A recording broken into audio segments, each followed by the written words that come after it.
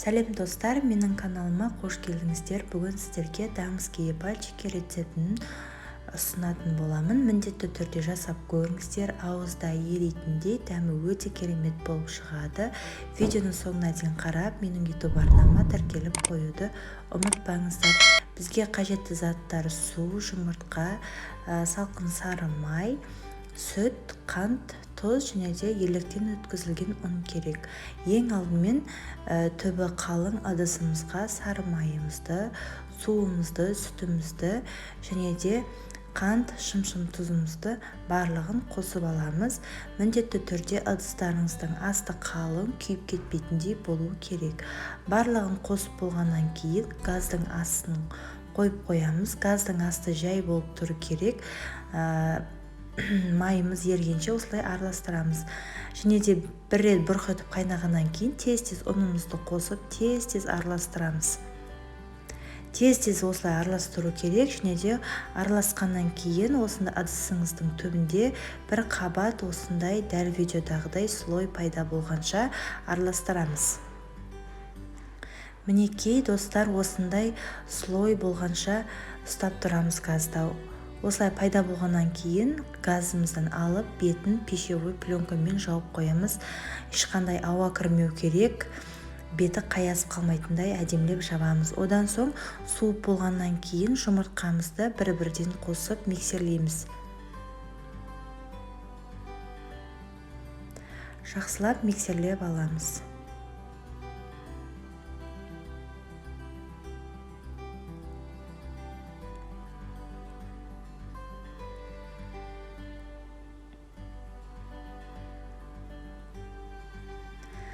Ал достар, миксерлеп болғаннан кейін осындай кондитерский қалташамызға кез келген насаткамызды салып, ішіне тестамызды, заварной тестамызды саламыз.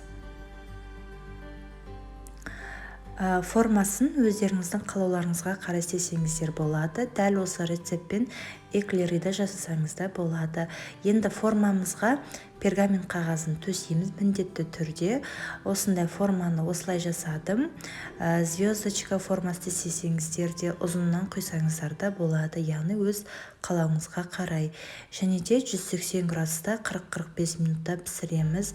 Менде астель печка болғандықтан градусын 150 градусқа қойып пісіремін. Және де пісу уақытысында газымыздың бетін қайта-қайта ашпаймыз, мүлдем ашуға болмайды.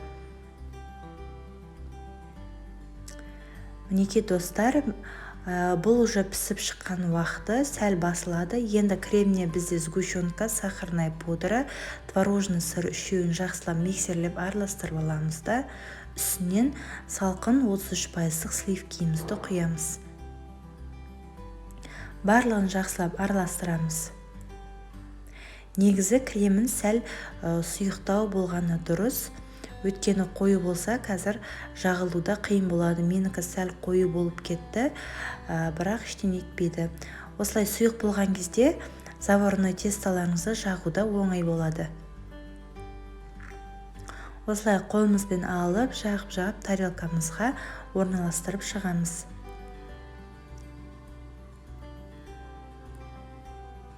Дәмі өте керемет болып шығады. Сіздердің отбасыларыңызға ұнары сөзсіз, міндетті түрде жасап көріңіздер. Бетін өздеріңіздің қалауларыңызға қарай істесеңіздер болады. Мен осылай Қазақстан шоколадын ертіп сеуіп шықтым. Және де әртүрлі фруктыларды осылай кесіп қойсаңыздар болады. Достар, міндетті түрде жасаңыздар. Және де дәл осы видеоны WhatsApp желісінде достарыңызбен бөлісуді ұмытпаңыздар. Алдағы уақытта өзімнің күшті керемет рецепттерімен бөлісіп отыратын боламын.